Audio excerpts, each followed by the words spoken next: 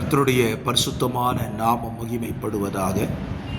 ஆசீர்வாதமான ஒரு நல்ல காலவேளையிலேயும் பாளையங்கோட்டை இந்திய தேவ சபையின் சார்பாக காலை மன்னாவை உங்களுக்கு வெளியிடுவதில் மிகுந்த சந்தோஷம். இந்த நாள் ஆகஸ்ட் மாதம் 7ஆம் தேதி வியாழக்கிழமை. இந்த நாளின் பகல் முழுவதும் கர்த்தருடைய கிருபை உங்களையும் உங்கள் குடும்பங்களையும் பாதுகாக்கட்டும். இந்த நாளுக்கான தியான பகுதி யோசுவா 24வது அதிகாரம். யோசுவாவின் தலைமையின் கீழ் இஸ்ரவேல் புத்திரர்கள் கானான் தேசத்தை சுதந்தரித்துக் கொள்ளுகிறார்கள். யோசுவாவின் நாட்கள் முடிவடைய போகிற தருவாய். இந்த தருவாயிலே யோசுவா இஸ்ரவேல் ஜனங்களை எல்லாரையும் வரவழைத்து அவர்களிடத்தில் தேவனை சேவிப்பதை குறித்ததான ஒரு காரியத்தை இந்த அதிகாரத்திலே பதிவிடுகிறார்.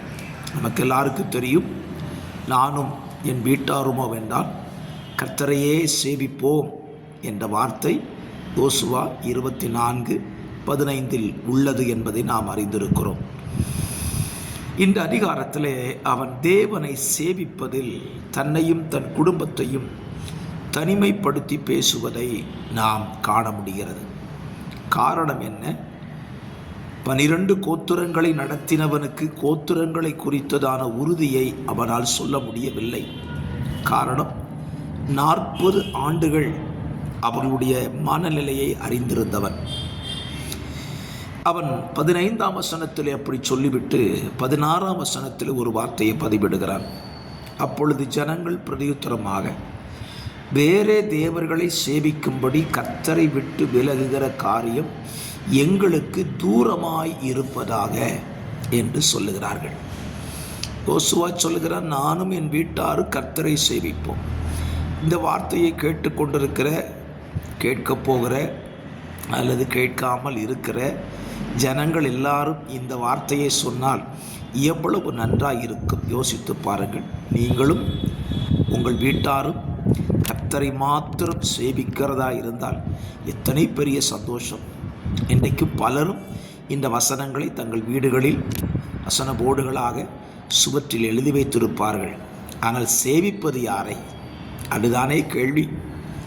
இன்றைக்கு தேவனை மாத்திரம் சேவிக்கிற கிறிஸ்தவர்கள், தேவ பிள்ளைகள் தேசத்தில் இருப்பார்கள். ஆனால் தேசத்தில் எழுப்புதல் என்பது எப்பொழுதோ ஆரம்பித்திருக்கும்.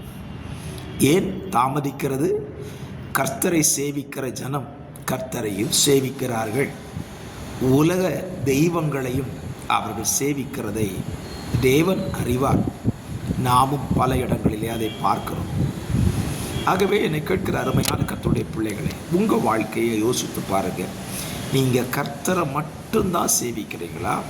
கர்த்தரையும் சேவிக்கிறீர்களா? உலகத்தார் சொல்லுகிற ஒரு வார்த்தை நாம் அடிக்கடி கேட்க முடியும், இயேசுவும் தெய்வம்தான் என்று சொல்லுவார்கள். இயேசுவும் தெய்வம் அல்ல, இயேசுவே தெய்வம் என்பதுதான் உண்மை. ஆகவே இந்த காலவெளியில் நம்மை விட்டு தூரமாக இருக்க வேண்டிய ஒரு காரியம் என்ன? வேறே தேவர்களை சேவிப்பது தூரமாக இருப்பதாக.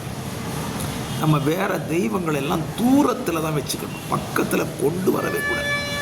அப்படின்னா அர்த்தம், தூரமாக வச்சு அவங்கள சேவிக்கலாமா? அவர்கள் தெய்வங்கள் அல்ல. ஆகவே என்னை கேட்கிற அருமையான கர்த்தருடைய பிள்ளைகளே, உங்கள் வாழ்க்கையில் தேவனுக்கு, இயேசுவுக்கு, நம்முடைய இரட்சகருக்கு நாம் எந்த பகுதியை கொடுத்துருக்கிறோம்? சிலரை பார்த்தீங்கன்னா இயேசுவை தூரமாக வச்சுருப்பாங்க. அப்படி இல்லை, இயேசுவை நமக்குள் வைப்போம், அந்நிய தேவர்களை நம்மை விட்டு விலக்கி போடுவோம், தூரப்படுத்தி விடுவோம். அதுதான் தேவனிடத்தில் நாம் காண்பிக்கிற உத்தமமான ஒரு வாழ்க்கை. இன்றைக்கு அநேக கிறிஸ்தவர்களில் இந்த அனுபவம் இல்லாததினாலே கிறிஸ்தவம் கேள்விக்குறியாய் மாறிப்போனது. வார்த்தையை கேட்கிற பிள்ளைகளே, நீங்கள் கர்த்தரை மாத்திரம் சேவியுங்கள். அது கர்த்தருக்கும் பிரியமாயிருக்கும், உங்களுக்கும் நன்மையாயிருக்கும். பரிசுத்த பிதாவே, இந்த வார்த்தையின்படி வாழ எங்களை நாங்கள் ஒப்புக் கொடுக்கிறோம். அதற்கு உதவி செய்யும். இயேசுவின் நாமத்தில் ஜெபிக்கிறேன் நல்ல பிதாவே. ஆமென், ஆமென்.